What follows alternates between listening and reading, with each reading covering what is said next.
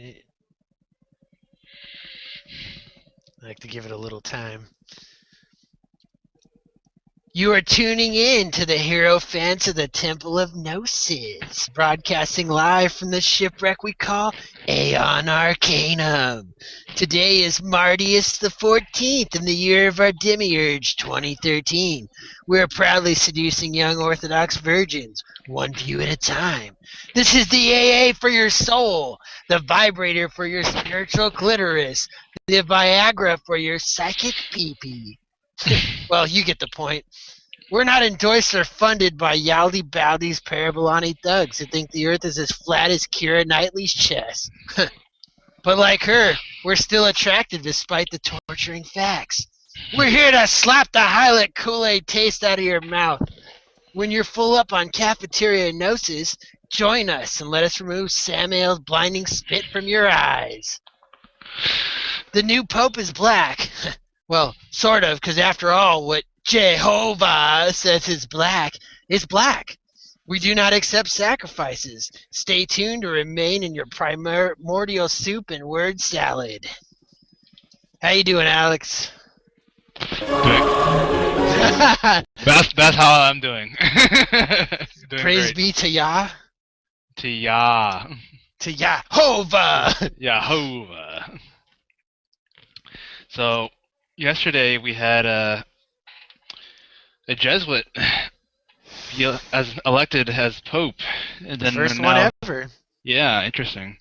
And now there's all this talk about the Pope, the prophecies of the Pope from Malachi Martin, and all this kind of stuff, and how, Right. and revelations, and how. Why don't you tell me about your take on the Pope that you told me earlier? Thought it was interesting. I think it possibly could be right. Well, I was just talking about this with a friend of mine, and we were on this little tangent. We were basically saying that if you look at the coat of arms of this current pope, there's the Mount of Olives, or the olive sign. So, or the glory of the olive in the prophecy is basically right. And then I mentioned to you how he was actually tied for the vote last time. He turned down the papacy. He actually would have been Pope if he wouldn't have turned it down. It wouldn't have been Benedict. Yeah, and it's kind of funny. Like, I remember it was Benedict. He was like, "Don't make me a pope. Don't make me a pope." And then, sure enough, they made him a pope, which is kind of funny. Like, he didn't want to be a pope anyway, which is kind of weird. Yeah, neither one of them wanted to be pope. So why the fuck did you allow them to vote for you? Yeah, it's really weird. But you know why? Because they have to do. The Roman emperor has to do things in the spirit of Tiberius and Augustus. Right. No, I don't want to be emperor, even though really I do. Right. I knew you'd pick me because I'm the best. But what I'm saying is, like, I'm not saying that the prophecy there's any real legitimacy behind it, which I think is kind of a forgery anyway.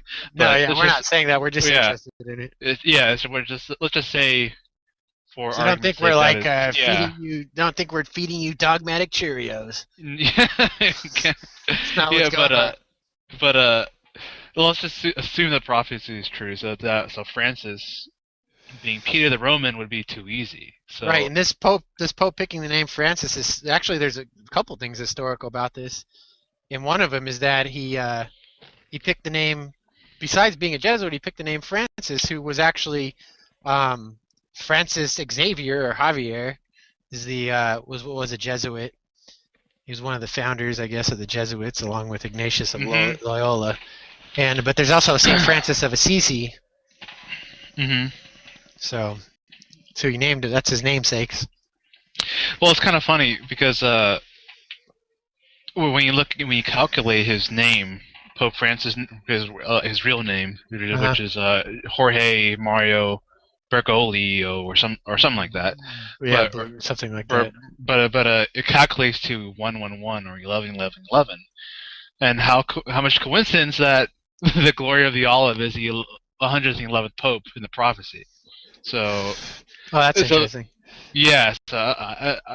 So when a friend of mine pointed out to me, I was like, "Wow, okay, that's pretty interesting." And then you look at, and of course, as I said earlier, when you look at the coat of arms, which has like this IHS symbol with the sun which is a very kind of Sol Invictus symbol, obviously. Then you have, of course, the Jehovah. you have the star beneath it. Then you have the grapes, which is a symbol for the Mount of Olives. Yeah. So it's kind of interesting. No one else has really talked about that. Yeah. It's only that I kind of noticed that. I think a friend pointed that to me. I was like, huh. I didn't even really think about that. So I was like, okay, so that it might be true. Who knows? And then there could be 113 popes on the list because there's one part of it is broken. It's actually a paragraph. The last part that they cite as one prophecy is actually probably two prophecies. Right. So that's interesting. So, and then there's the whole debate: is he the glory of the olive, or was the last guy? Does the last guy even count? You know, is this guy going to bring the Sedevacantists back into being united with the church? What's going to happen? You know? Right. Or is he going to excommunicate everyone? Which is typical. That would be a typical Jesuit thing to do, because the Sedevacantists like the modern day Protestants.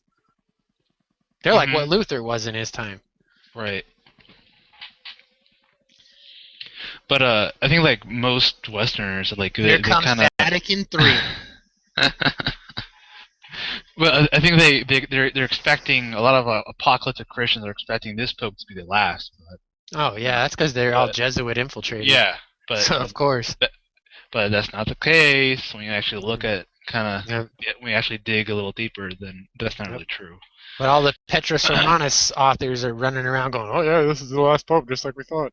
Yeah, it's complete nonsense. No. And then they're trying to say he was born in Italy when he was born in Buenos Aires. Right. His parents are from Italy. Meaning he's not a Roman.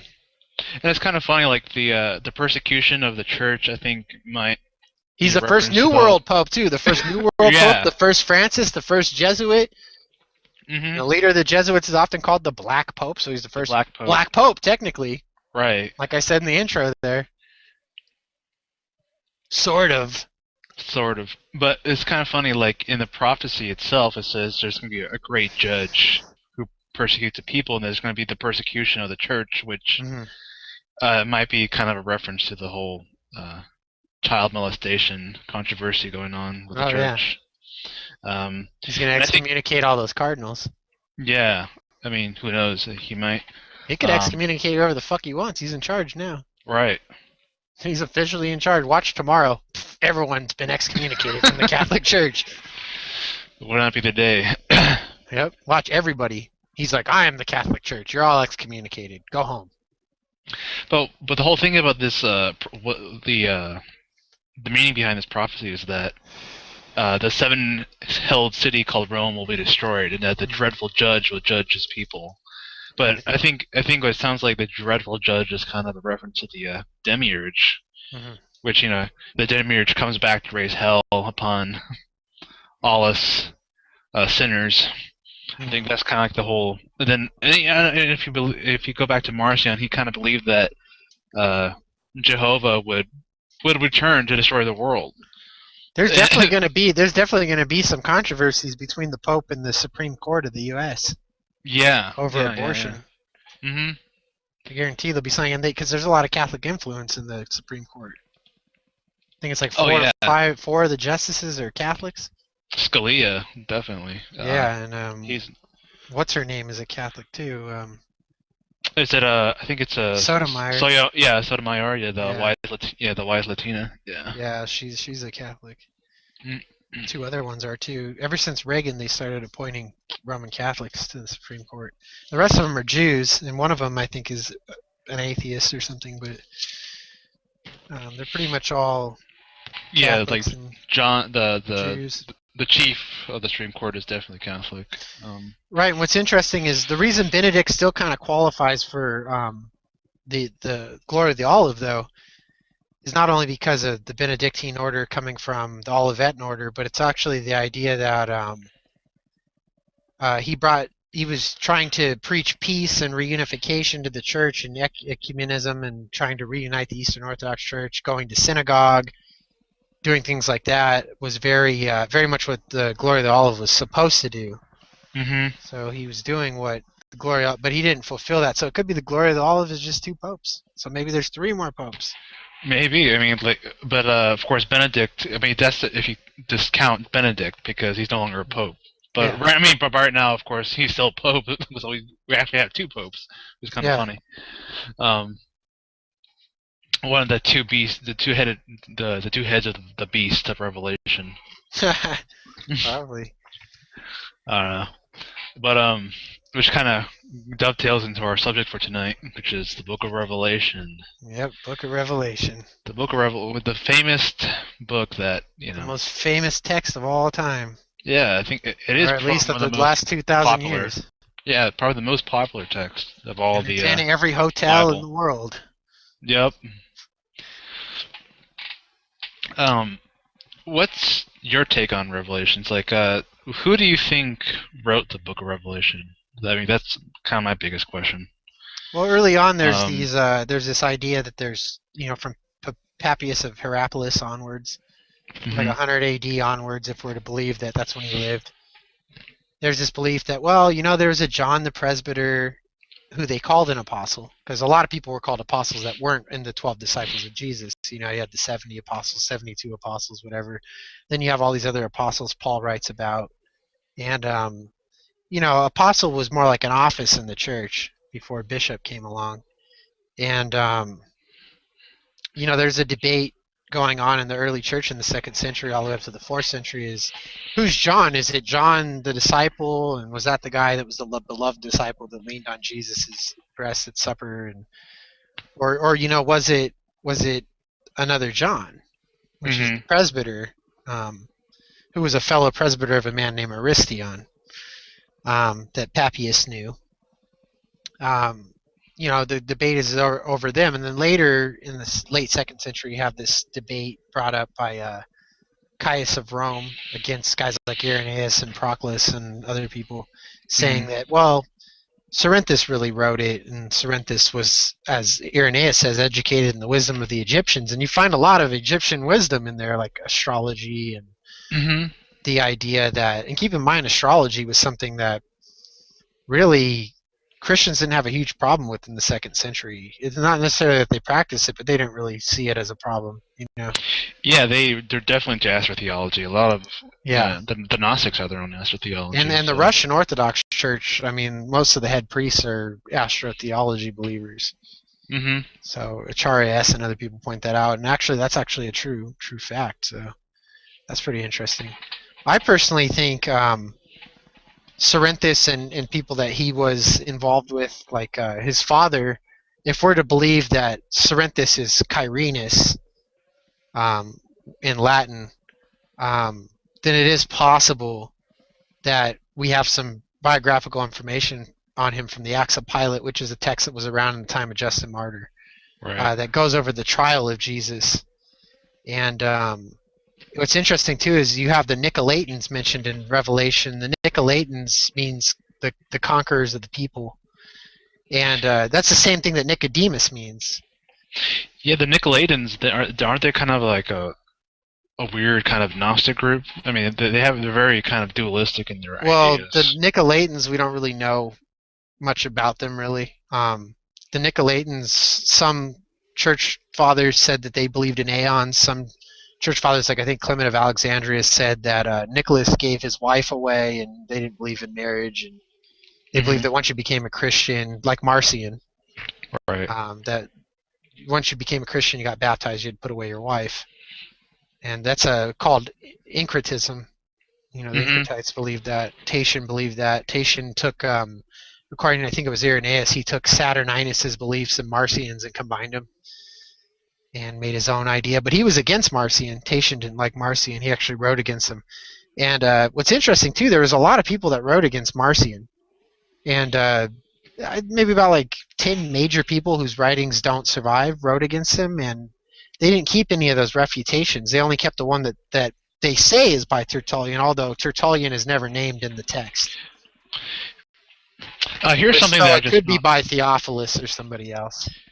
Well, here's something I just found from Irenaeus. He actually does talk about the Nicolaitans. I mean, he doesn't really know much about them. But here's something. Oh, he misreads the Book of Revelation. Actually, he says that the Nicolaitans were the ones doing sexual immorality and eating food sacrificed to idols. But actually, that's probably a polemic against Paul. Because Paul was saying, "Oh, it's indifferent. Okay. Yeah, it's okay. Right. Don't raise any questions of conscience. As long as you don't know where it came from, it's okay to eat it. You can eat anything." Right. Yeah. Because the law is kind of pretty much null and Right, void. and it doesn't say the Nicolaitans were doing that. It actually says the prophetess, who they codenamed Jezebel, was doing that. And that could be a reference to Priscilla, who was a famous prophetess of the 2nd century. It could be Marcellina. It's hard to tell who it actually is. Well, here's something that's kind of interesting. It says a brother heretic emerged in Nicholas. He was one of the 7 deacons who were appointed in the Acts of the Apostles. He affirms that darkness was seized by a foul lust for the light. Out of this mixture were born, moreover, daemons and gods and spirits, and the spirit 7 and other things sufficiently sacrilegious. Enough it is for us that this heresy of the Nicolaitans has been condemned by the apocalypse of the Lord. So, kind of think about that. The Spirit 7, which is a reference to, of course, the 7 rulers. And what's weird, too, is with Nicholas, how he gets the idea that the word Nicolaitan means followers of Nicholas is beyond me, because it doesn't mean that. The word Nicholas etymologically has no relation to Nicolaitan. It has more of a relation to Nicodemus. And actually, the Acts of the Apostles, or the Acts of Pilate, not the Acts of the Apostles, but the Acts of Pilate is actually also called the Gospel of Nicodemus in the Latin form. And that one actually, even though scholars, they take the view that the majority, they take the view that the Acts of Pilate, only the first part of it is old. Because they say, the majority of the manuscripts have that in it. But that's not really a good argument. It's probably actually the Latin that's older, because it's more complete. It has more of a complete thought to it. And that's like we were talking about the Matthew thing, where the souls come up out of the grave. Instead, it's souls. Right. And later, it's in Matthew, it's actual bodies. Right. So there's it's that. The end of the world with Thriller Dance with Michael Jackson. Yeah. You have Jesus dancing with the undead, dancing at the end. Right. Of time. With the song by Aerosmith from Armageddon playing. I don't want to miss a thing.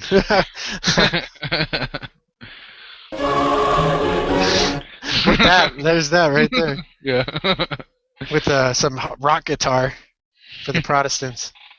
Yep. That's how the Catholics get the evangelicals back. All they can do is play some rock music and just don't call the Pope, and I mean, shit, make me the Pope. I could get everybody into Catholicism. It wouldn't be that hard. I'd make it hip. Yeah, you could be the first cool Pope, James. Yeah, right. Pope James, Carl James Smith. Pope James the Just the First. Just the First. He's the 100. Pope Just James. Pope Just James. You're gonna be 112th Pope. You're gonna be the last Pope. You're the false.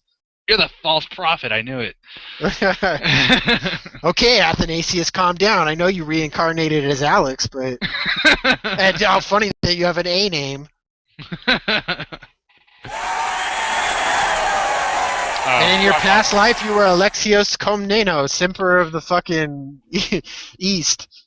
I meant to hit the laughing one, not the cheering one. Yeah. Wow. There we go. That's the one. Sol Invictus. Pope Sol Invictus the First. Sol Invictus. Yeah, that's... that Jerome was actually up for the papacy in his day. Really? I didn't know that. Oh, yeah. He was popular in Rome for about 3 years, and he had some kind of falling out from 382 to 385. He was known there, so... And what I think about Jerome? I think he could be Irenaeus and could have forged all that stuff. That's just a possibility. I'm not going to say that's a fact, but it's interesting coincidences with them. Quite a few. So what do you think about this idea that the church is the Antichrist, or this, like, how does that all fit in? Like, do you think that the beast in Revelation is the Roman Church or the Roman state, or what? I mean, does it basically support the ideas of preterism and all this kind of stuff? At the time that Revelation was written, we know it's written at the 4th century or earlier, guaranteed. according to what I've looked at, but according to what most scholars think, it's a product of the late 1st century. Mm-hmm. Some people say it's written in 70 AD, some people say 68, some people say 50, some people say whatever. The traditional view of the church, at least from Eusebius, is that it was written in 95, 96 AD in the papacy of Pope Clement I. And, with Revelation being written that early, at the time, Rome sat on 7 hills, but so did Jerusalem. Jerusalem is a 7-hilled city, and it was actually written to make it look like it's prophesying the fall of Jerusalem. Mm-hmm. And that's the preterist view, is that it's prophesying the fall of Jerusalem. And Jerusalem is being called Babylon the Great because Jerusalem, after the Babylonian captivity, was ruled by Babylonian, what do you call them, exila? I forget what they call them. They were governors, Mm-hmm. And then it was ruled by like the Talmud there was one written in Babylon. The Great Sanhedrin was at Babylon, and things like that. But that's later, And so basically, Rome is on 7 hills, but the Vatican is outside of Rome. It's not on one of the 7 hills. Vatican's outside of Rome. So that idea to me is ridiculous. That that's Babylon, but they say, oh, well, there's other texts where they say Babylon, they call Rome Babylon. That's actually not true. There are no texts. There's texts where they call them the Kittim. How they get that into Babylon is far beyond me. I've never seen any evidence for it. But well, it says that the whore of Babylon sits upon the 7-hilled city, and that Rome was believed to sit upon the 7 hills. Right. The idea that the papacy is linked to the whore of Babylon. Mm-hmm. It rides on the 7 hills. So you could, I guess, metaphorically say that the Vatican rides on the 7 hills of Rome. The Vatican's the whore. Well, that idea comes from Arnulf of Rheims, and I guess he was one of the runners-up for Pope, and he got mad that he wasn't picked for Pope or didn't get the papacy, and so he came out and said, oh, the Pope's the Antichrist.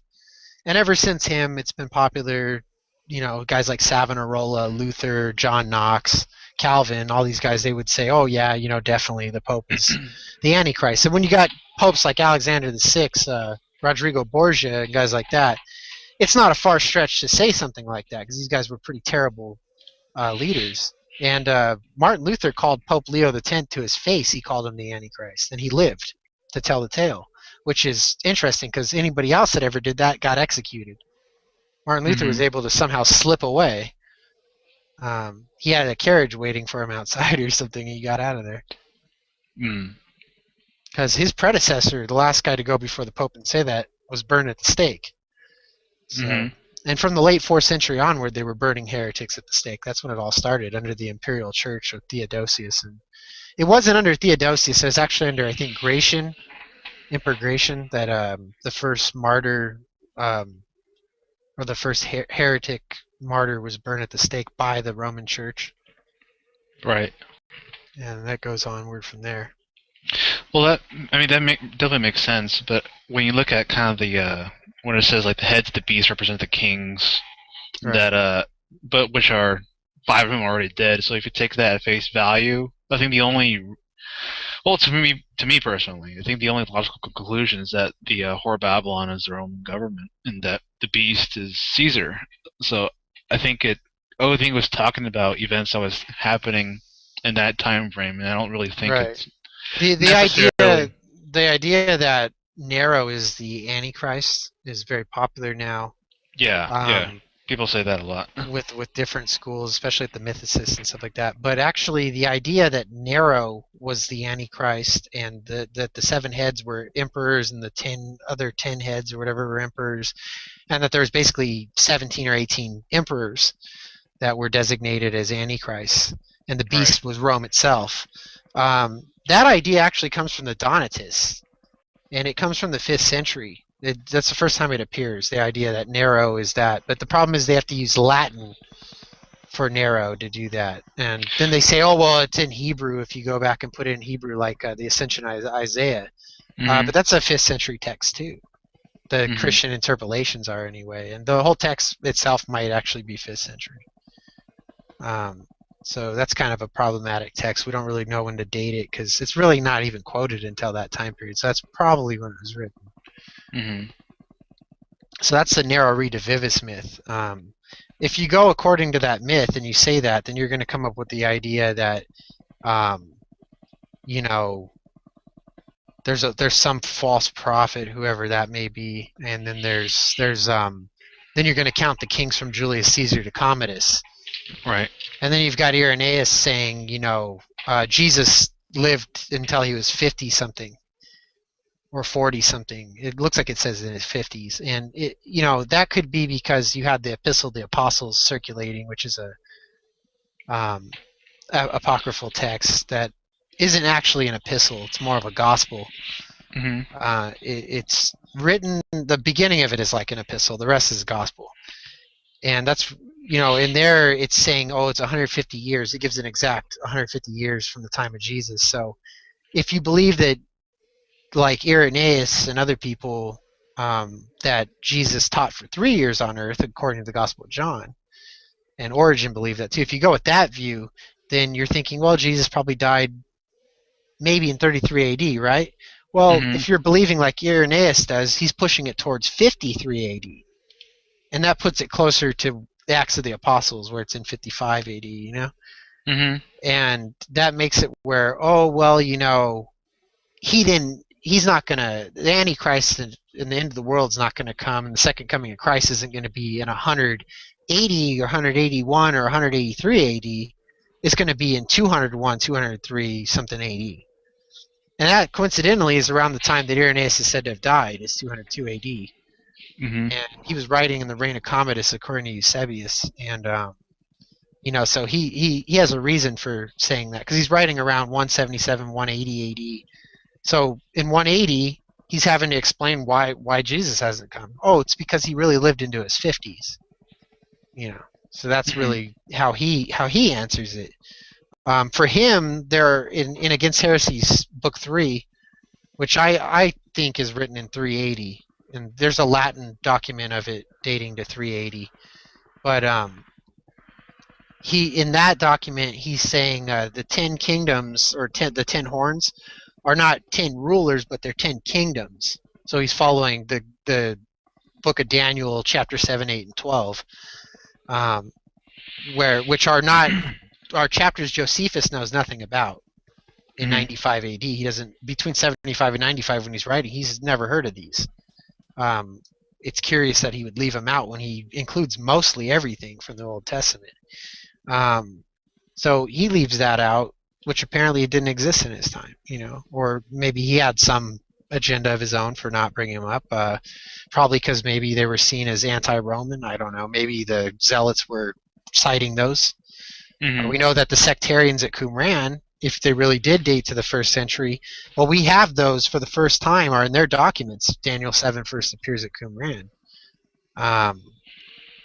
So there's that kind of stuff too. Is kind of weird little coincidence.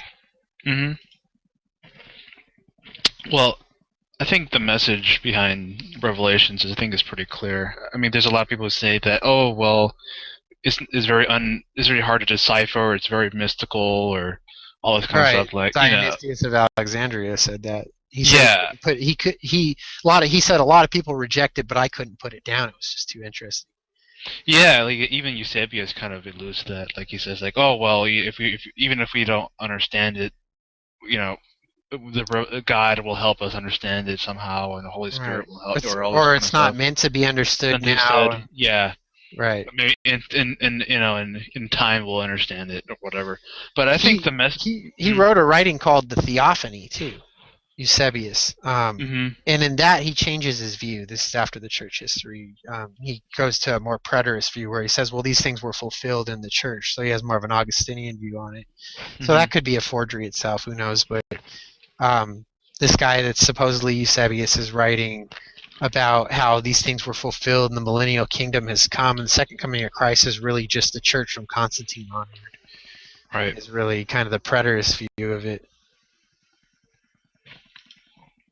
But I think, well, as you mentioned, it might have been written by Cerinthus or someone close to his camp. Right. Because it's very pro-Jewish Christian and very. Well, you know my view on Peter's bones, right? I think those are Jesus's bones. Yeah, you mentioned that. You said something about how the Sadducees actually took his bones. And then they wrote Matthew, and they were covering up their whole story in Matthew. Yeah. And that's Cerinthus' gospel. They don't say, oh, he used the gospel of the Hebrews. If you read Irenaeus, he says, no, he used the gospel of Matthew. Mm-hmm. That's what Cerinthus used in Hebrew. It's not the gospel of the Hebrews. It's the gospel of Matthew.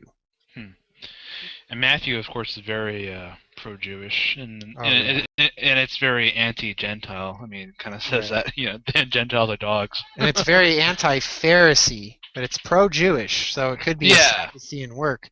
Mm-hmm. Simeon, the guy that you find in the Gospel of Luke, that supposedly, I think it was circumcised Jesus or something like that. He was the priest. He's the father of Cerinthus and his brother Lucius. Mm-hmm. And so later you get Lucius and Cerinthus conflated, and they become Lucius Quirinus. They become one person. It could be by Lucius, it could be by Simeon, it could be by Cerinthus.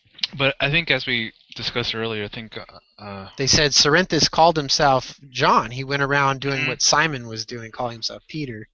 He called himself John. He affixed the name, is what they say. He affixed the name to the writing.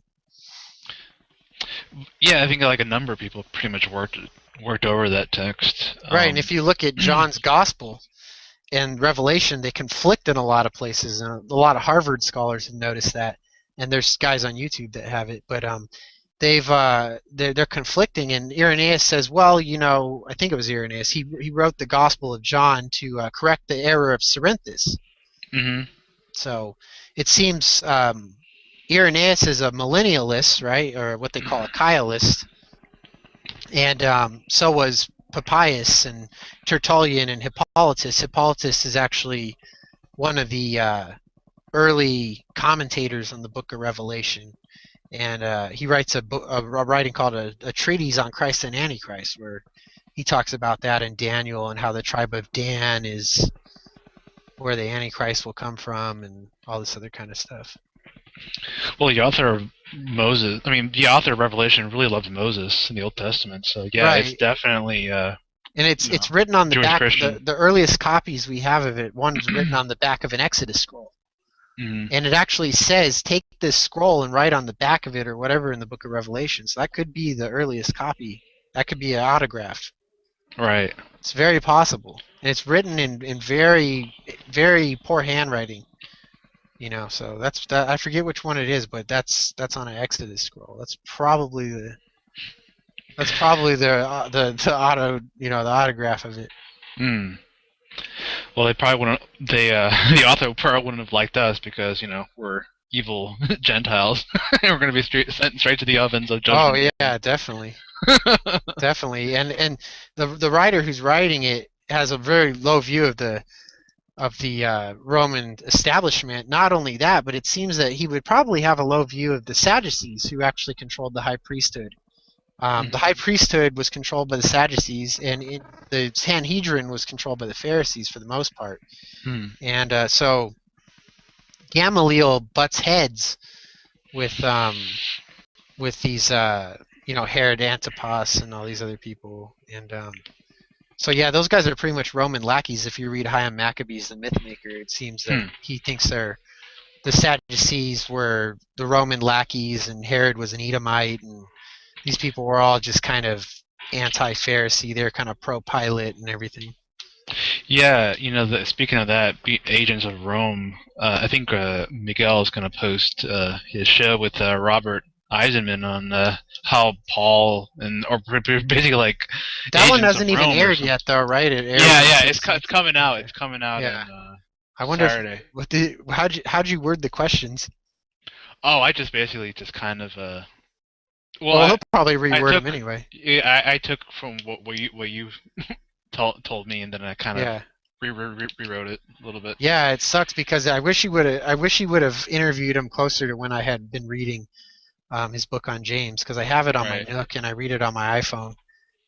And yeah, I was doing beach cleanup and I was reading through it on my break, and I tried to come up with some questions, but I was like, man, it's hard to choose which questions because I have a million questions for Robert Eisenman. But then again, if I really want to ask him, I could probably just write to him and go down to Long Beach and meet with him for lunch. I mean, he teaches right next to me. Yeah, he's local. Oh, okay. He's really interesting though. He's a smart guy, and he loves to talk about his theory, and his theory is pretty big, Yeah, he loves James. Yeah, him and Ahmed Osman, I think, have two of the most interesting theories I've ever come across. And he's interviewed Ahmed Osman. Really? He has a very thick Egyptian accent, though, so it's really hard to understand him sometimes. You got to listen real close, and if you're patient enough to do it, you'll find out some interesting information. He believes that, that goes back to the story of Jesus is the story of Joshua, son of Nun. And Nun is actually, oddly enough, an Egyptian god in the Agra. God, right. And, for the primordial sea or whatever. So it's interesting. And it means fish in Hebrew. They adopted the word as fish from Egyptian. I think the Book of Revelation, it's basically contradicts a lot of the other Gospels, like the Gospel of John, in a lot of ways, because you have Jesus, who's the judge of humanity, which he's is the judge that tells you don't judge anyone. Yeah, he's basically Osiris, basically, of Revelation. And, Revelation's very much like Osiris, the first and the last, and he's the standing one, like Simon Magus, which is very interesting. So it's definitely a polemic against Simon, and if you take Eisenman's view, Simon is a cipher for Paul, and so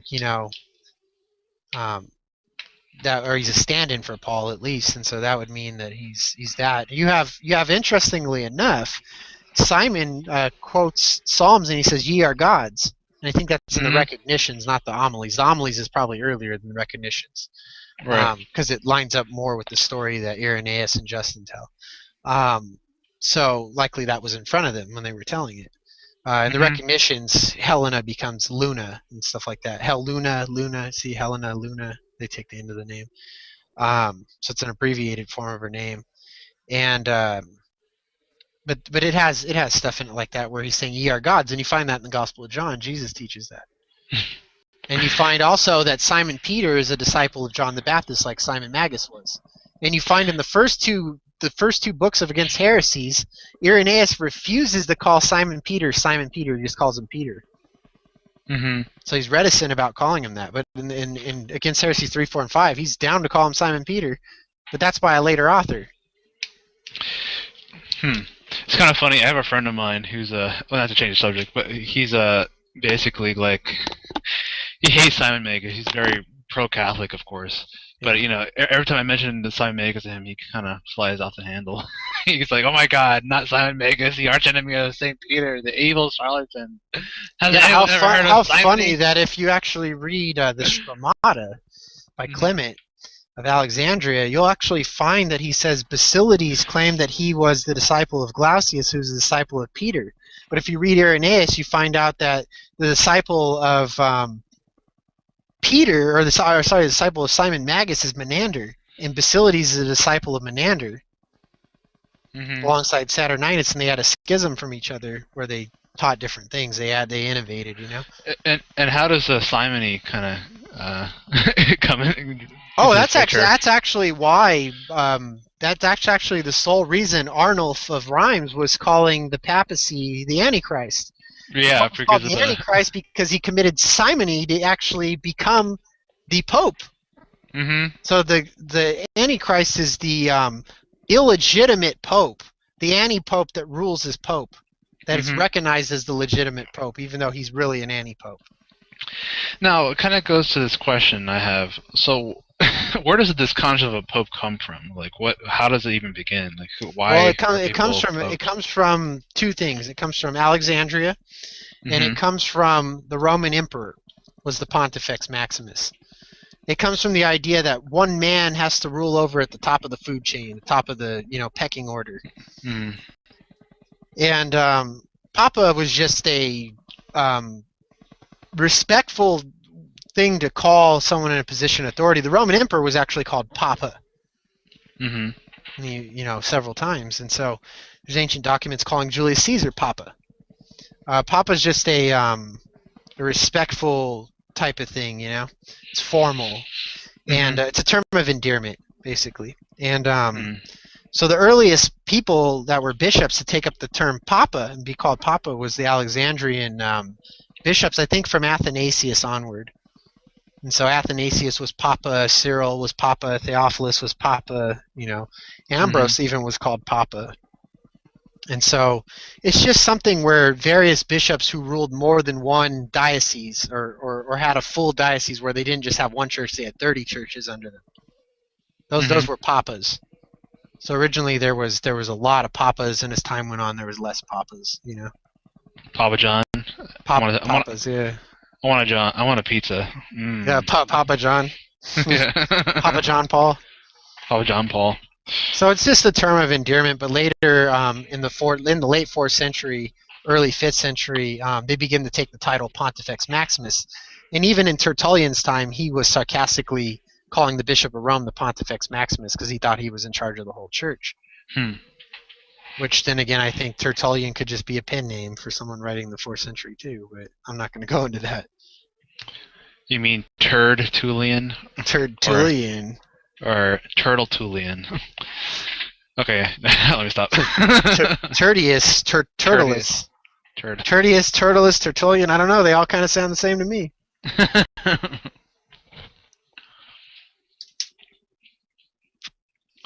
And also, what's another I was going to go into?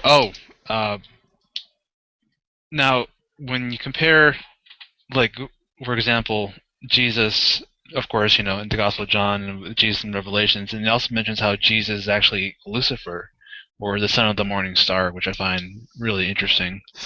Oh, yeah, and then Jesus says, I'll give you the morning star to those who hail or whatever. And it's interesting because also in the Gospels, I think it was Matthew, you find him saying, what father would give his child a stone or a scorpion or stuff like that? And ironically, Peter means stone. So who would give him the papacy? Who would give him Peter? And then you have him saying, I give you the papacy. In Revelation, if you put it that way. I mean, there's different ways you can interpret it. That's one way I look at it. So Jesus calls Peter Satan, right? Or is that? I think that comes later on. Right. He calls him Satan. He calls Judas the son of Simon in the Gospel of John. Son of Simon. Judas is the son. Judas is father. Magus?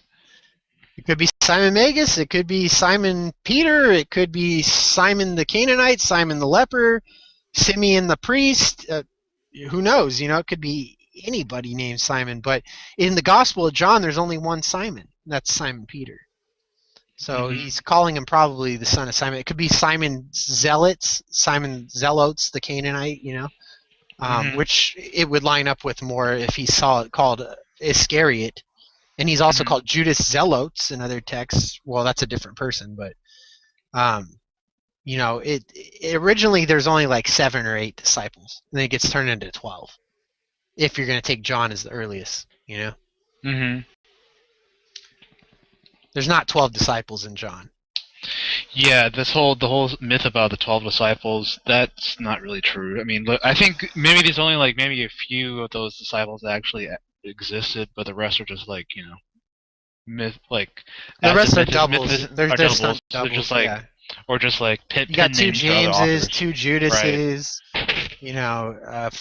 3 Jameses. I mean, it gets ridiculous completely. But it seems that Judas is the son of Simon Peter, and they're both called Satan. Well, apparently, original sin passed down, and he had Judas through concupiscence. Who knows? Supposedly Peter had a daughter too, right? Mm-hmm.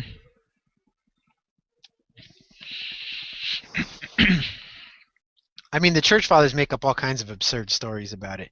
So why don't you tell us about this, though? Let's get back to some stuff on Marcion. What about the anti-Marcionite prologues? Not to be confused with the Marcionite prologues. What does he say against about John and Marcion? Oh, that basically Marcion was kicked out of the church for spreading heresy. Can you read it, though? Read what it says. Let's see. It says, one second. Okay, it says John the Apostle. It's at the bottom, yeah. Hold on. Let's see. 1 second. It even says John dictated. Yeah, it says, truly Marcion the heretic, when he had been disapproved by him, because he supposed contrary things, was thrown out by John. He in truth carried writings or epistles sent to him from the brothers who were in Pontus, faithful in Christ Jesus our Lord. Wow. So, yeah, which I thought... Yeah. Stunning information that scholars never mention. Yeah, no one... You'll probably only hear that here. Yeah. There's a lot of things you'll only hear here, because we're our own scholars, basically. Yeah, I mean, I like to read stuff of my own. I don't really like to look at secondary sources too much. I mean, I may just look at it just to see what other people are saying that kind of maybe I'm freaking missing something that I may have overlooked. You like to test the spirits. Yeah, test spirits. But and we don't mean wine testing. Wine. Although we're always down for that. Yeah, absolutely. It's all about knowledge, you know? Like, if you drink wine, you know, wine is, of course, the forbidden fruit. And what is the forbidden fruit? Yeah. Because it's knowledge. It opens our eyes. Man, Christ tastes kind of grapish today. Yeah, you know. Oh, wait, it tastes kind of peachish. Yeah, I think he I think he was Damn, was his blood peach or grape? Jesus really was Dionysus, huh? Maybe it was raspberry. I like my Jesus to have raspberry blood. I drink the blood. I like baby Jesus. That sounds a little too creepy. Cute little baby Jesus in his little cradle. I'm sure every Catholic priest likes baby Jesus too. They're like, what? How much better to touch you with?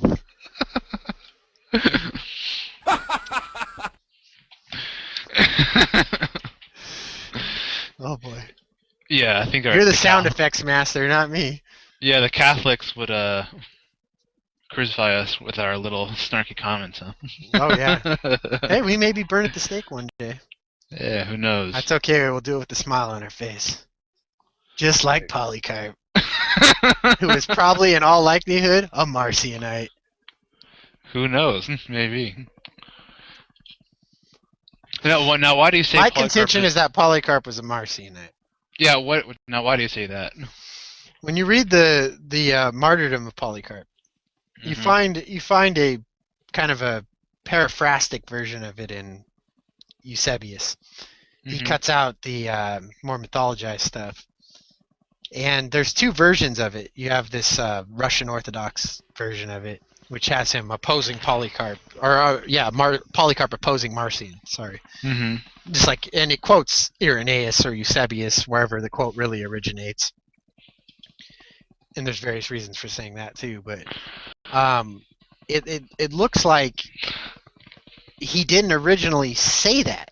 And in fact, what's even more interesting is in the version where he doesn't say that, which is the less mythologized version, more like Eusebius is.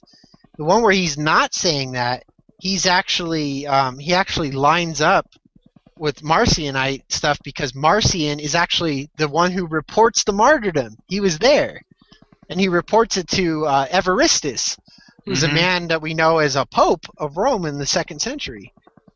The dates don't line up correctly, but there's different dates that are proposed for Polycarp's death: 165, 167, 155. I propose 142. But you know, there's different ideas on that. But it does look like if he is reporting it to Marcion, it's got to be the unknown Marcion. It can't. Marcion wasn't a common name. Marcion, actually, like I was telling you the other day, is not a common name. We don't know of anyone named Marcion besides Marcion of Sinope. in that time period. There's not a common Roman name that's on tombstones and shit. It might even be a title. Marcus was a common name. That's a Roman name. Marcion's not a Roman name. In fact, it could be Marzion, son of Zion, or Marcion, which is son of grafting, meaning son of the one that's grafted on. Like you could graft a branch on. Paul talks about how we've been grafted on. The Gentiles are grafted on, so it could be son of the Gentile church. You know, son of Paul. You know, or it could be a title for Paul. Or Simon Magus. He has a lot in common with Simon Magus. He has a lot in common with Paul. Maybe Paul, Simon Magus, Marcion, and Jesus are actually one person. Well, Simon claimed that he's also Simon of Cyrene. He claimed he was crucified, and he appeared as the Son in Judea. He was crucified, but he wasn't really crucified. He suffered, but he didn't really suffer. He just appeared to suffer. He appeared to be crucified. And then he appeared as the Father in Samaria and the Holy Spirit in Rome to all the rest of the nations. So, coincidentally enough, Simon saying, "Ye are gods," like Jesus says in the Gospel of John. So he's teaching very much a lot of stuff Jesus teaches in the Gospel of John. It's like straight out of the mouth of Simon Magus. Oh, the Jewish God is Satan and this and that, blah, blah, blah. I mean, you read the Gospel of John, and it's like reading the teachings of Simon Magus. They don't really have much difference, and that's why a lot of people reject John and say, "Oh no, we'll just follow Matthew." Right. You know, so it could be he's Jesus and he's Marcion. It could be Marcion's Jesus and Marcion's Paul and Marcion's Simon Magus. They could all be the same guy. I'm not going to say they are, but it's not impossible. You know, other people have noticed it. You know, Simone Petrman, she thinks that the Gospel of John was actually written by Apollos. I'll have to kind of come back to you on that. But didn't she think Hebrews was written by Apollos too? Simone thinks that. I think Hebrews. I mean, I think that's more of an Ebionite thing, right? I mean, I don't think it's a. I don't know. Well, the Gospel of the Hebrews. It's very Melchizedekian when I look at it, but. But Hebrews is well written, though. It's a very well written. Probably the most eloquent epistle in the whole New Testament. Yeah, it's right up there with Corinthians. Very adoptionist too. That's kind of funny. Like it kind of goes back to the what we were saying earlier in our other podcast about Docetism. How Docetism or the Orthodoxy of Jesus is actually two docetic views merged into one. Right. You have this purely spiritual being, which is Christ, who's come down to liberate the souls of the elect. And then you have this pure kind of this. It's like a human Jesus who's basically adopted by the Holy Spirit, and he becomes Jesus Christ, which is of course the title. So you have these two opposing ideas, and they merge into one, where he's both fully human and fully God, or fully divine at the same time. So that's where I think this Orthodox idea of Jesus comes from. So what is all? Oh no, go ahead, keep going. Oh, I was just saying, I think that's where the Catholic Church pretty much they vote on this idea, like these two, like, oh, let's just put them together and say, oh, he was both, because I'm sure there was like this whole this debate whether the Nestorian view was correct or the Docetic view was correct, so they just kind of like, screw it, make it one. I don't know. That's kind of how I look at it. Yeah, that's possible. I think that's very possible, actually. They're trying to reconcile the Ebionite Jesus with the Marcionite Jesus. That's what Ehrman seems to think in some cases. But in this Epistle of the Apostles, the document I was mentioning that says that Jesus is going to come in 150 years, it actually has a story we don't have the 3rd, 4th, or 5th chapter from this document, by the way. It goes from chapter 1 to 2 and then 6 onward. And so that's the lacuna, the missing sections. But in chapter 11 it says, "And then the Lord said to Mary and to her sisters, Let us go to them. And he came and found us inside veiled.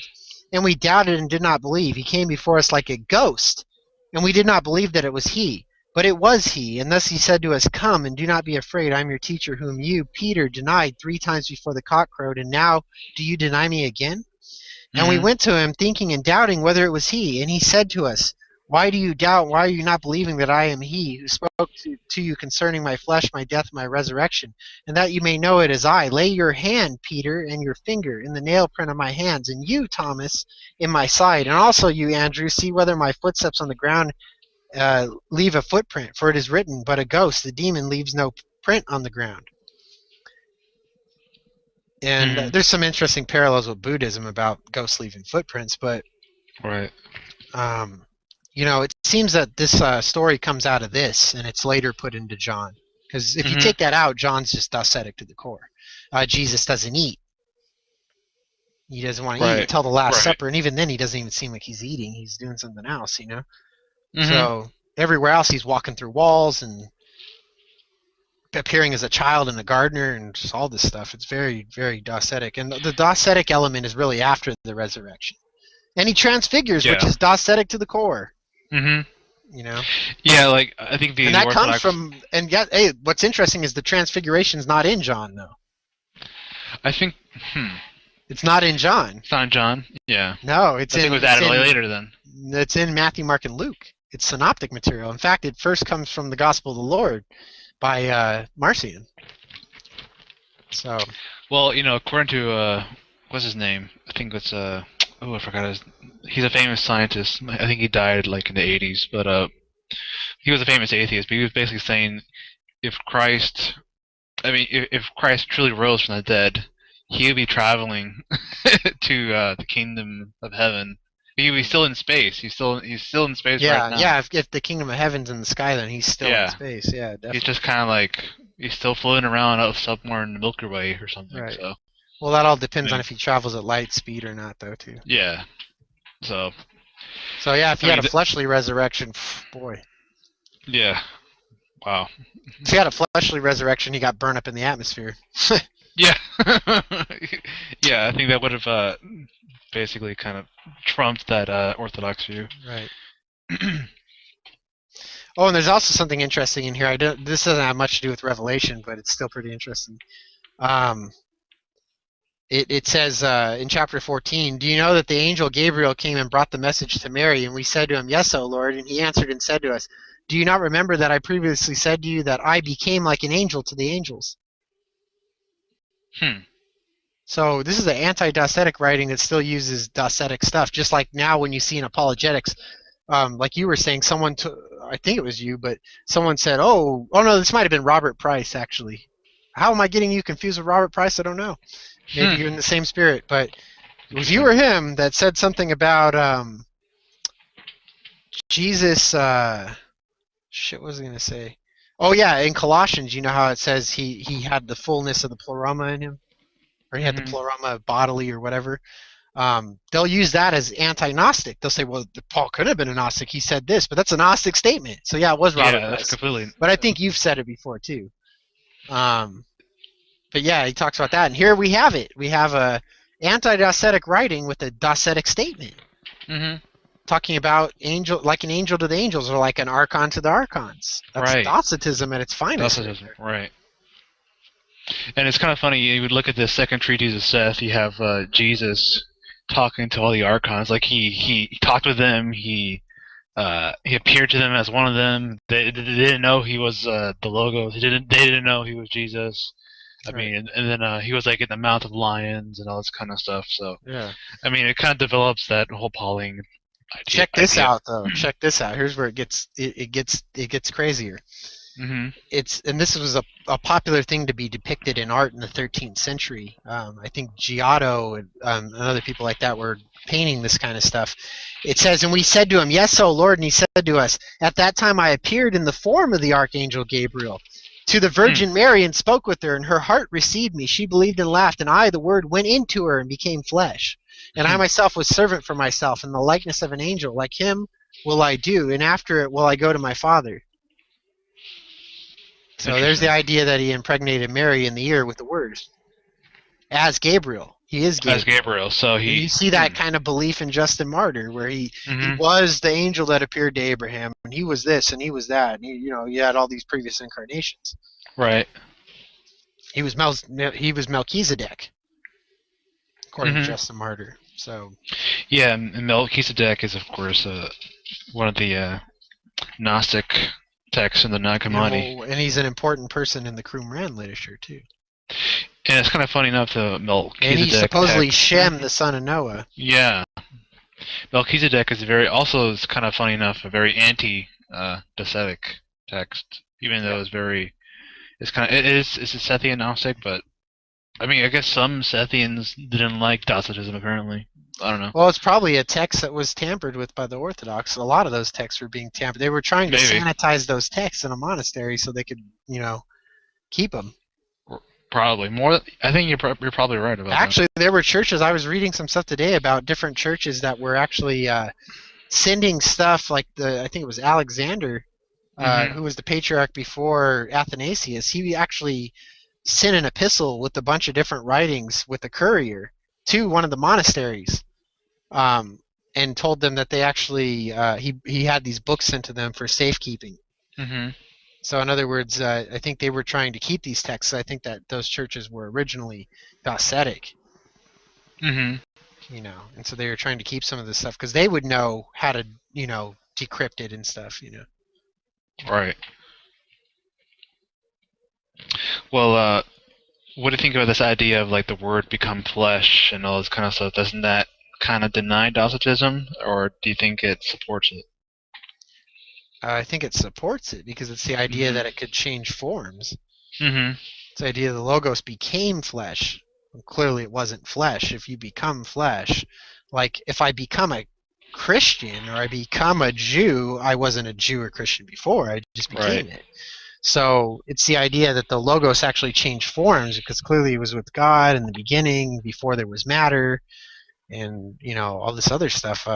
The idea of the Logos is just it's a doctrine staunchly opposed to the doctrine of the Ebionites that he was just a man. Mm-hmm. Clearly he did that, and so the Ebionites said, well, since he was holy, we'll just say the Holy Spirit, he received the Holy Spirit at baptism, which is a non-carnal thing, but he received that, but he is still just a man. He died just a man. The Spirit left him, so. Right. There's that kind of view too. They wrestled with it. They tried to make up their own doctrine that was kind of. They're trying to make a competing doctrine to the Logos, which was adoptionism, is the competitive theology. And you find Theodotus of Byzantium is trying to kind of merge, if they're the same person anyway, trying to kind of take a Valentinian belief and kind of merge it with this adoptionism, which is really what adoptionists are. Is kind of like they're kind of like half Ebionite, half Valentinian. Mm-hmm. So they're kind of interesting. So they have some things right, but you'll see in like in Elaine Pagel's book, The Gnostic Paul, she talks about Theodotus's views, and his views have traces of Docetism and stuff in it, but he's trying to kind of redefine some things. So he appears to be an adoptionist. I think Clement of Alexandria, I think he says that Jesus couldn't suffer, so I think he has kind of a Clement and Origen have very Docetic tendencies. Yeah.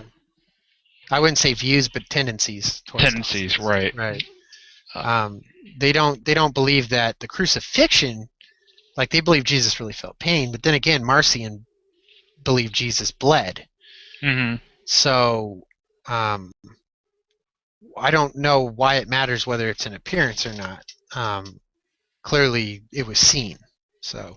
Well, yeah, it was seen and it happened. It doesn't mean it didn't happen. It just means that Christ didn't really take on the form. The church just thought it down. They thought that the Docetists were downplaying the suffering of Jesus, but they actually weren't. They were saying that Jesus suffered and that Christ did not suffer. And Christ is really the Logos. That's his real true identity. It's not Jesus. That's Christ. Although they would call the Logos Jesus. Yeah, it's the Word of God, right? It's the message there. Yeah, the pre-existent man. So they're basically just saying his flesh didn't suffer. His spirit, his flesh suffered, but his spirit didn't. That's what Docetism is really trying to teach originally. I mean, that's even what Simon Magus is saying. He's saying, I suffered, but I didn't. In other words, my flesh suffered, but my spirit did. And Jesus says the mind is willing, or the spirit, because mind and spirit were equated, but the body is weak. The flesh is weak. Yeah, I think Theodotus and the Resurrenthus, I think they're pretty Nestorian, or kind of like a Nestorian or an adoptionist in their views. Yeah, very Church of the East sounding. Right. And like, have, Jesus as the man and Christ as the spirit. I mean, they're kind of separate. Right. Yeah, the churches, from time to time have been united in different ways through communion and whatever, but they've never really been united in one theology. It's never been the case. Yeah, definitely not. There was never this monolithic kind of united theology. It was always very scattered. So what's your take on Montanism and their idea of the New Jerusalem? That relates to Revelation 21. Yeah, that's definitely. Yeah, I think the Montanists definitely had a influence on that, because they're all about the New Jerusalem, or the coming down to replace the Roman Empire, basically. Right. Of course, they hated the Roman Empire, obviously, but they wanted the Jews, or the Jewish people, to rise out of the shackles, and then you have the Messiah come out of New Jerusalem and basically rule the world again, and destroy, of course, the Roman Empire. Right. But I think the views of Revelations, though, because as we said earlier, such as the end of the world and being renewed, then it is being renewed as this 1,000-year kingdom on earth. I mean, it basically contradicts a lot of what Paul says. I mean, like, this whole idea of the Orthodox, they insisted on the physical reanimation of the dead, and but to a Gnostic or to Paul, I mean, it's complete nonsense. I mean, like, right. I think it was Hercalion, or I can't even pronounce his name, Hercelion. He says God is pure spirit. So, wait, Heracleon? Heracleon, yeah, I can't pronounce his name, but he says that God is spirit, right? And so does the Gospel of John says the same thing. Right, that's his commentary on the Gospel. Yeah, the prologue of the Gospel. So, like, I mean, when you look at texts like the concept of a great power, which is a very Simonian. I mean, it depicts the end times as actually the end of the physical world, as physical beings. I mean, like, it's part of the philosophy that all physical matter will eventually perish. And right, and then with the Valentinians, they believed that the end time was the time that matter came into creation. Right. Because that's the end times. It's at the end of the spiritual creation, at the end, physical end. If you want to put anything. Right. It's the de-evolution. Mm-hmm. Right. And it's kind of funny because when you read Genesis, it talks about how God created the heavens and the earth from the void and the deep and the darkness, and so it's kind of like, here's the end. He's coming right from the end, and he's recreating. Right, and then you have the word for the universe that gets translated as day in the King James. It doesn't say day. Mm-hmm. It says age, or what later gets translated into Eon or Aeon, and it's Olam. And actually, even in Hebrew, doesn't even represent a time period. It's a pre-time type of thing, like it's something that's happening in eternity. Mm-hmm. So God's in eternity creating, and it's in some unknown time frame, this and then that and then this and that. It even has this idea of evolution in it, where it goes from mineral life to all the way to animal life. And it has that. That's pretty interesting. Well, it's kind of interesting because in Genesis, where it says that where God created the heavens and the earth and all this kind of stuff, but it almost sounds like there was like another earth before somehow, and then it was destroyed. So God decided. Right, and then you have that Hindu idea that well, it's not only a Hindu idea, but it's a Platonic idea as well, where and it's Egyptian, where the idea is every so many thousand or million years, the Earth is actually first it's flooded and created, and then it's engulfed in flame and it's destroyed. And God keeps recreating it, and you find that he's going to make a new heaven and a new earth in Revelation 21. Right. In a new Jerusalem, and he's going to give you a new name written on a stone and all this stuff, new everything. Yeah, and so it kind of goes back to it's kind of like I am the beginning and the end, I am the beginning, I am the end, which is kind of like the whole concept. It's like Krishna in Bhagavad Gita. Yeah, it's kind of like the Ouroboros with the serpent eating his own tail. It's kind of like even the Nietzschean idea of the eternal. I'm in everything, but not everything is in me, and all these crazy ideas. Yeah. Yeah, it's like the eternal reoccurrence from Nietzsche, where he talks about how the Superman has to rise above. Then it could go. Then it could go into this guy Anthony's theory when he goes on Miguel's show, and he's on the Schrodinger's diary episodes. I think there's about 12 of them. There might be more, and he talks about the Eidolon and the daimon, and how when you die, you relive your life in the last moments because your brain's flooded with glutamate and all this other stuff. He's got a pretty elaborate, interesting theory there that all the possible realities that could be are happening at one time, and he talks about the there's some theory called, I think it was like the Acacian Library or something like that, I forget, but it was the idea that every word that had ever been written in every single order was in a book, It's a pretty wild idea. Yeah, I like his theories. They're very. In fact, anyone watching, if you want to check that out, you can actually get a free preview of it before you buy the show. You get you can buy packages of it or whatever at his website, thegodabovegod.com, and he's got some awesome guests, and the Schrodinger's diary entry ones are pretty interesting, and you can get a couple of pretty long ones on that for free on iTunes. So if you guys want to look that up on iTunes, it's Aeon Byte. They have it on there. What's his name again? The guy with the daemon theory? Or Anthony, theory? I forget his last name though. Oh yeah, that's right, Anthony Peake. Yeah, he says, Anthony Peake. Yeah. Yeah, he compares the diamond with the like kind of like the Mani's light twin. Right, the daimon is a pagan idea. And he has the idea of precognition as well, which is really precognition is really remembering the past. Your future self remembers the past and comes back to warn you. And, it's very, very much in line with Mani. He likes Mani a lot. And which I think in the future episode we might want to talk about the Manichaeans a little bit, because I think Mani's birthday is coming up in April. Well, I'm a big fan of Faustus. Yeah, Faustus. Go Faustus. Go Faustus. Here, in fact, I'll quote Faustus right now. He says something pretty interesting. Might as well bring it up.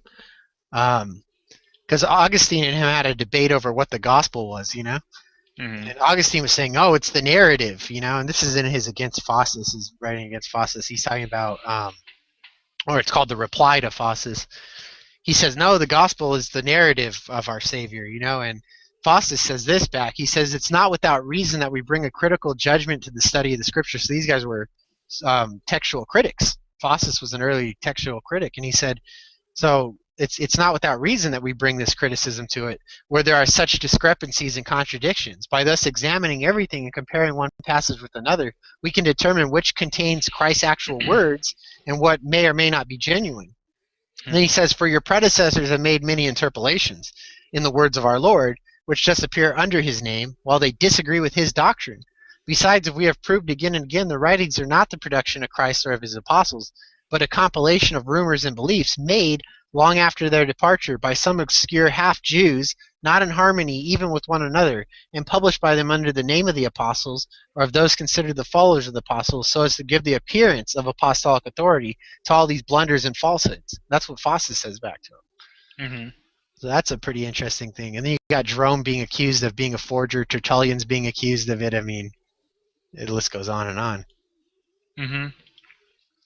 Yeah, Faustus, he was the basically the Manichaean church leader of Africa. Yeah. And of course, Augustine had a big problem. He's like the patriarch of the Manichaeans in his time. And he was known for his austere lifestyle and being very benevolent and things like that. Kind of going back to Revelations, I think there's some similarities and differences if you compare Revelations with the concept of our great power. I just noticed this right now. I think where it says here's a quote from the concept of our great power. It says now concerning his words. Okay, well, actually, let me kind of go back earlier, so make more sense. It says, then in this Aeon, which is the psychic one, the man will come into being, who knows the great power, which is kind of reference to Simon Magus. He will receive me, and he will know me. He will drink from the milk of the mother. In fact, he will speak in parables. He will proclaim. There you go. The Jesus is Simon Magus is Jesus. Yeah. He will proclaim the Aeon that is to come, just as he spoke in the first Aeon of the flesh as Noah. Which is exactly what Jesus did. Yeah. Now concerning his words which he uttered, he spoke in all of them in 72 tongues. And he opened the gates of the heavens. There goes the speaking in tongues. Yeah. And he opened, Paul did that. Paul said he could speak in tongues. And he opened the gates of the heavens with his words, and he put to shame the ruler of Hades. Remember, Jesus is called the gate. Mm-hmm. Dun dun dun. And it says he put to shame the ruler of Hades to shame, and he raised the dead, which he destroyed his dominion. So, and where's Hades? Hades is Earth, and the ruler is the Roman Emperor. And it's kind of funny when we compare it to Revelation. It says that Hades and Hell is cast in the lake of fire. Yeah. And so they're basically kind of defeated in Revelations. And then you have Irenaeus saying that Antichrist's name could be Titan. Yeah, the whole Titans. There's a lot of Greek mythology going on there. Yeah. Now, what do you think? What do you think the lake of fire in Revelation represents? Do you think is that an actual place, or do you think it's just kind of like a? I think it's the sun. The sun. Okay. Mm-hmm. It is a big lake of fire. That's what it is. Mm-hmm. I think they were aware of that at the time. So do you think that the lake of fire could be like a reference to like maybe the actual end of the physical universe, meaning what matter comes to an end and the fire basically kind of. Yeah, it's kind of Stoic. It's kind of like the idea of right. The end of all things in Stoic belief and Hindu belief and all that stuff. That was a pretty common belief in the Mediterranean at the time. Right. I don't think it has anything specifically Egyptian or Babylonian or Roman or anything about it. I think it was just a widely held belief for 12,000 years. Mm-hmm. Yeah, so pretty ancient. And what do you think about this whole idea about the woman clothed in the sun? Like who does that represent? Like the moon under her feet and the that kind of stuff. Some people seem to think that it represents Cassiopeia. Mm-hmm. Cassiopeia is a constellation, and in some medieval writings that came with pictures, Cassiopeia would be pictured as if she was crucified sitting on a throne. It was a common depiction of that. And the 24 elders are the stars that are bowing down around her.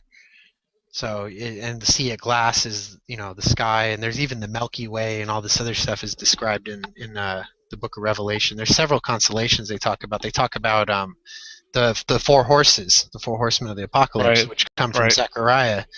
The four horsemen, when they describe it, they talk about it being led by different things. I forget, but I'll look for the exact quotations real quick. Yeah, while you're looking for it, there's another text from the Nag Hammadi called On the Origin of the World.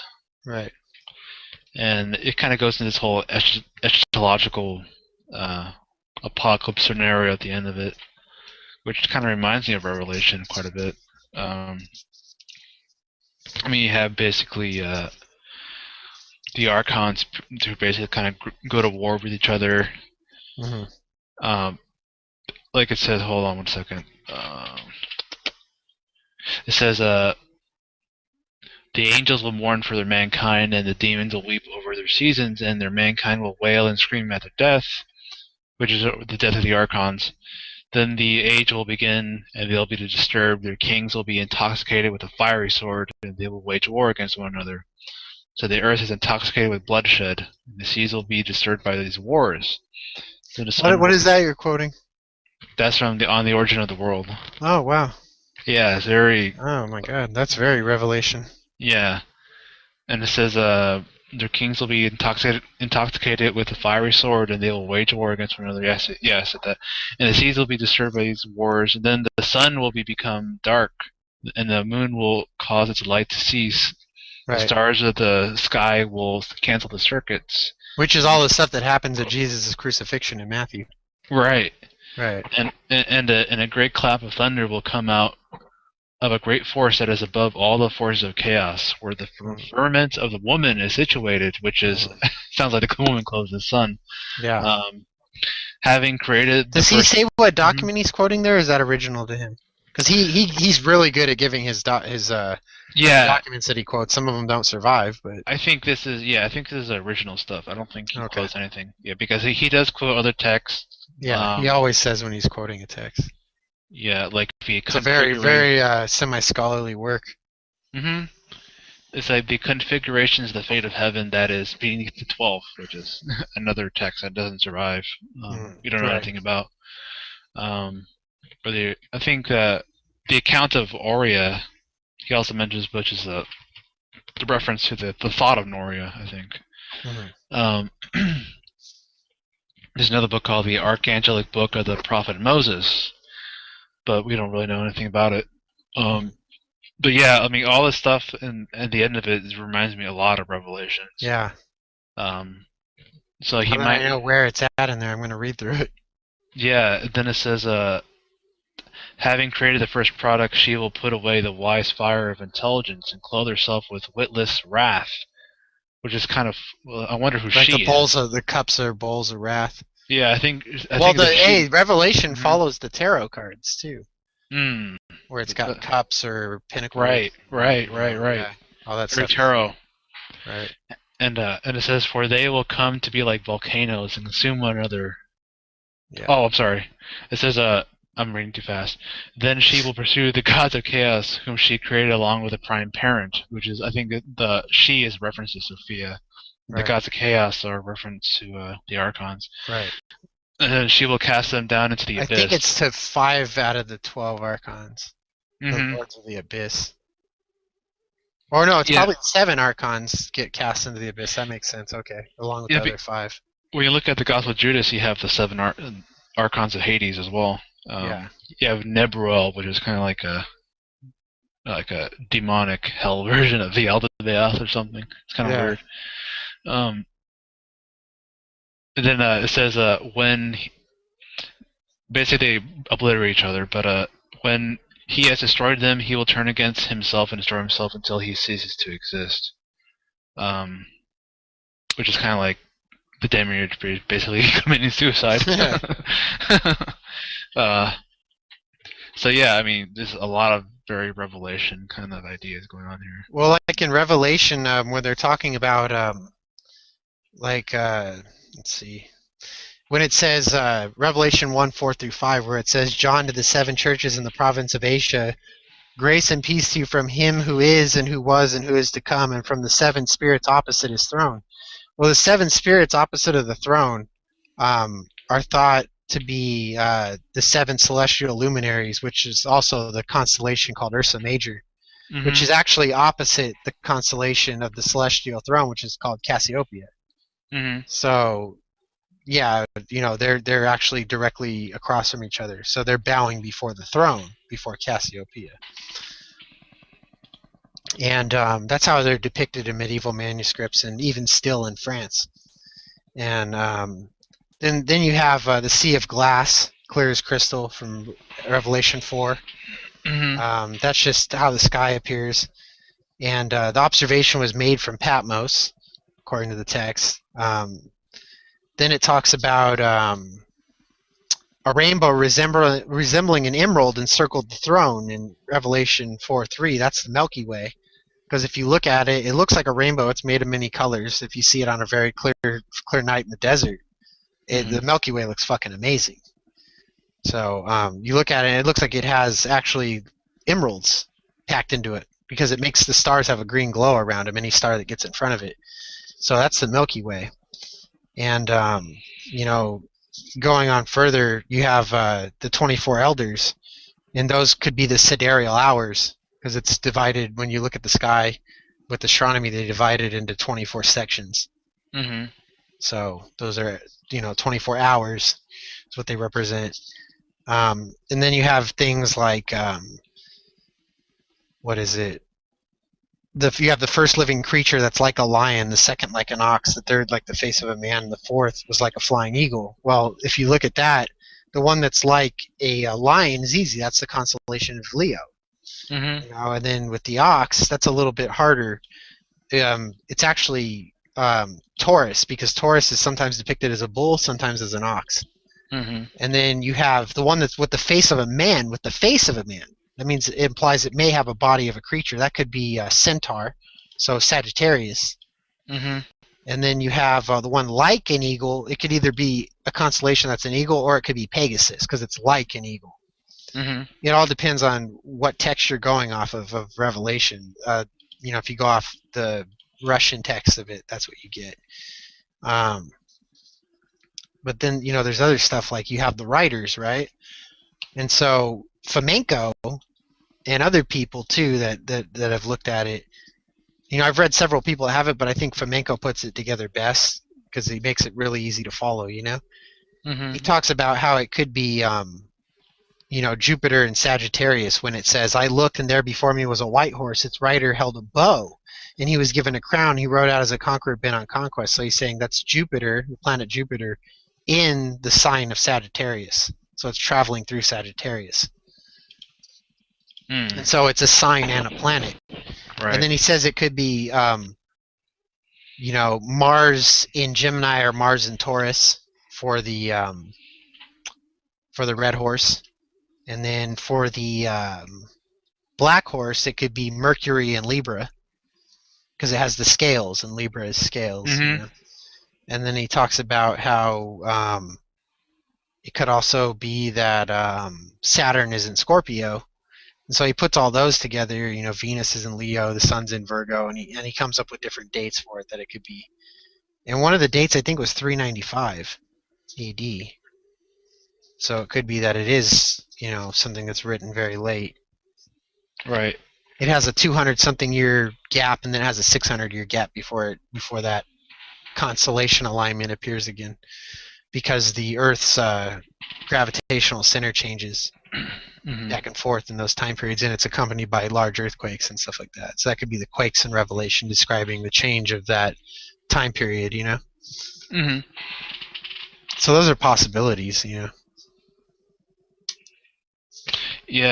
A lot of mythicists think that. I think they're largely correct about Revelations. I don't think they're really correct about the rest of the New Testament, though. They put a lot more time into their research on Revelation, though. Yeah, that absolutely. Kind of haphazard with everything else, kind of careless. But when it comes to Revelation, they seem to be pretty on point. Yeah. Pretty knowledgeable about it, actually. Mm-hmm. Achari S is pretty knowledgeable about Revelation too. Mm-hmm. But even Gerald Massey actually has some interesting ideas on Revelation. I don't remember them off the top of my head, but I read them a long time ago, and they were definitely out there. He said how it lines up with the Egyptian myth, and I totally believe it does. Oh yeah, absolutely. I think so too. So I think that supports my theory on Cerinthus too. Yeah, but I think when you compare the rest of the New Testament with other pre-Christian ideas, I mean, some of them fit, some of them don't. I mean, it's kind of wishy-washy. I mean, I don't think it's completely derived from paganism, but some ideas. It never stands up when I look into it either. Yeah. That's why when they write stuff about Revelation, I tend to take them serious on that. I don't take them serious on anything else, really. Mm-hmm. Although Fomenko, I'm starting to take him more serious on his idea of the popes overlapping. Right. Like the idea that Eleutherus could be Damasus makes a lot of sense to me based on different historical facts about the two. Right. Well, I think in our next episode, I think we should just talk about the kind of the resurrection and how all the different groups kind of view the resurrection, what it means to be resurrected, how Paul viewed it. Did you want to do resurrection, or did you want to do the? Oh yeah, right, because that's probably going to be. Yeah, Easter's coming up, and then that'll probably be our next episode anyway. Yeah, then we can kind of dovetail into Mani, the Gospel of Mani. So we could do some stuff on Easter, resurrection, and Mani. Yeah. Okay, I'll look up some of that stuff. I'll read some stuff on Mani and bring something to the table on that. How he viewed the resurrection and how he viewed Jesus. I think he calls him Jesus of splendor and all that in the text. Definitely viewed that Jesus was actually one and the same with the serpent in Genesis, so he has a very kind of a pro serpent view on that. What do you think about because earlier before we started when we were talking, you were talking about the Church of Laodicea and Marcion. What's your take on that? I think Church of Laodicea is a reference to the Marcionite church, and I think the Book of Revelation is kind of geared toward him and a lot of these other groups that are similar to Marcion, like the Nicolaitans, which now I wouldn't say they're one and the same, but I mean they have like similar ideas. Yeah, like putting your wife away and being baptized. Yeah. And like of course it's all against Simon and then Paul, so all of the whole group of proto Gnostics, I would say. Right. I think is where they really kind of like proto Valentinians in a way too. Yeah, they're kind of grinding an axe against these people. Yeah. I think that's kind of like the whole. It's not the entire point of the Revelations, but it's there. It's one there. It's part of it. Right. It's in Revelation 2 or 3, one of those. Yeah. But I think we might have to end it kind of soon now because I'm actually pretty tired. Okay. One last thing though. What do you think about the? Because Irenaeus brings up Titan, and he mentions how that could be the name of Antichrist. What do you think about the Titan myth? What's your take on that? Yeah, when it talks about Abaddon or Apollyon rising from the abyss, I think it's a reference to the Titans that the gods of Olympus were fighting. Now, why were the Titans? Why were they cast down in the earth? Well, according to Greek mythology, the Titans they basically. I believe they were there first, but when they saw how the gods of Olympus are kind of taking over, taking power. Was Prometheus a Titan? Yeah, Prometheus was a Titan. I believe Kronos was too. Right. All these different all these different Titans like what's another one? I think Gaia is another Titan. So why were the Titans punished? Well, they were going to war basically with the gods of Olympus. So maybe fire's that forbidden fruit. Yeah, fire. Fire from the gods. Like Prometheus stole the fire from Zeus. The Olympic flame from Zeus. Yeah. Yeah. And I think that's basically transposed in Revelations. I think that's another. Seems to be the central myth of Revelation. Mm-hmm. There's a whole idea, and I think even Jesus might be kind of a Zeus-like character as well in Revelations, because he's kind of this messianic kind of militant warrior god.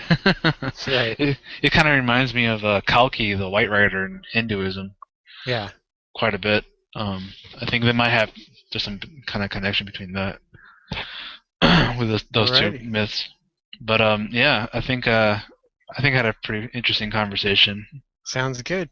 So, anyone viewing right now, if you have any questions or comments, please leave them in the comment box below. If you have any ideas for future shows or topics you'd like to hear discussed, feel free to either send a private message to Alex at his channel is Crimson Corpus. You can find it linked on my channel, or you can send a private message to me on Pandora's Box, and we'll consider it for a future show. Maybe any topic of discussion. If you ever want to get in on asking questions directly during the show, if we get enough people, we'll have a direct question segment maybe for 15 or 30 minutes. I don't know, 15 minutes or something. And because they have like chat boxes on here, so you can find us at Aeon Arcanum on Google. And our next show will most likely be on Easter, the subject of resurrection, and the prophet Mani. So that's it for today's podcast, Martius the 14th in the year of our Demiurge 2013. Please join us again next time, and may the force be with you.